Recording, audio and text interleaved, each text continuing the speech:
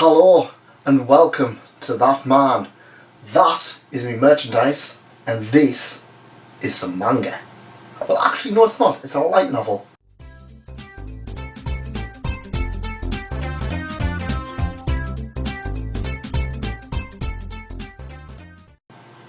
Hello and welcome once again to another episode where we talk about light novels and manga or merchandise. Except it's not merchandise. In fact, actually, then again, a light novel is another form of merchandise.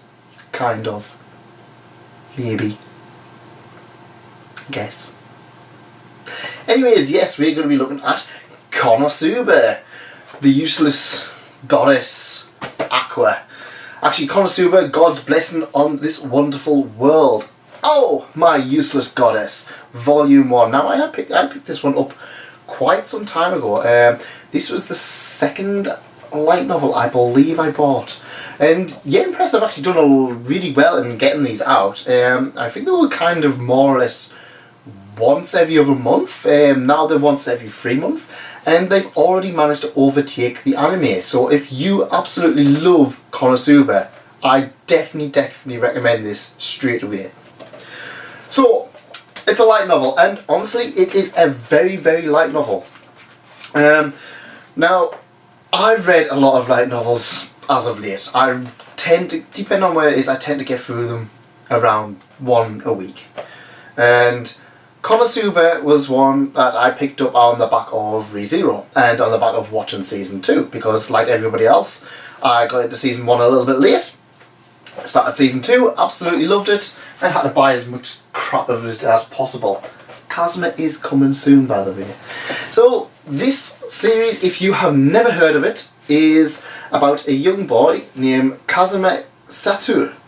I don't doubt for a second I have mispronounced that. And he dies in the most embarrassing of ways. He tries to save a girl from a danger that she's not really in.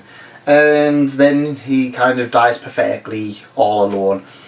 And he is almost instantly taken the mick out of by a young goddess. Well, we say young, we don't actually really know her age, which is kind of a major thing. And she's kind of like, oh yeah, you were useless in life. She's one of these lads who kind of just does nothing. A NEET, they're called, which is a not employed, educated, or trained, I believe, or in training. I'm not like training, yeah, you know what I mean. And yeah, it's just like, yeah, you're a waste of time in life, but we need people to kill the Demon Lord. So I'm going to give you another chance at things, and you are going to go off and do that. But I'll give you one thing. Now, we come across a character later on who has chosen the legendary sword Excalibur. And Kazuma kind of thinks, you know what, I don't really want to do much work. Things are going to be quite difficult. You, points at the goddess, you will be the one I go with as my thing. So he picks the young goddess Aqua, who is a goddess of water and rejuvenation and purity, and also useless. And he comes across this fantasy world, and he realises that he doesn't have much in the way of anything great going for him, but he does have a lot of good luck. And she, on the other hand, she has a lot of good stats, but a very low intelligence. So he kind of outsmarts her a lot. They start off at the bottom of the pile. They kind of try to get a ragtag team group together, including a magical girl who can only use one attack, which is explosion, which just happens to be one of, if not the most powerful attacks in all of the world. And a crusader who has got all of her stats in defense, but can't land a single hit. She also happens to be a really huge misogynist.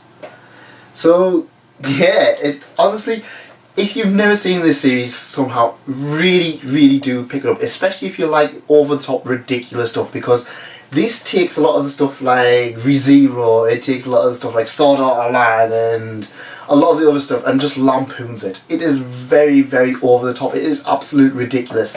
Much like stuff like Monster Musume, where it kind of knows that it's ridiculous. None of the characters are particularly nice. It's horrible people doing horrible things to each other. And that's one of the things that makes it endearing. If you kind of had like the hero, see, there's one thing, the hero where he's got all these girls because he's just so nice, but Kazuma's got all these girls around him and he's not nice and he's not really gonna get with them. I mean, yeah, it is a bit of a harem kind of series, but it does put all of the cards against him. It's not like he's just going to be, oh no, I touched your boob, now we are forever in love. Ah. It's not kind of one of them ones. I'm kind of trying to remember where this got up to. So this got up to...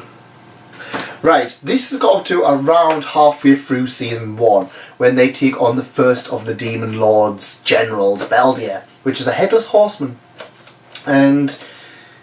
I'm sorry if I'm spoiling you, but they take him on, like, that's it. And but like I said, it's over the top. It's really, really ridiculous. It's very easy to read as well. It's like I said, out of all of the stuff, I mean, it's no Overlord, it's no Tanya the Evil. It's not even as complex as stuff like ReZero or Sound Euphonium. It is very easy to pick this up and read it. It is essentially the most essential of the light novels. And yep, personally, I definitely thumbs up, recommend it.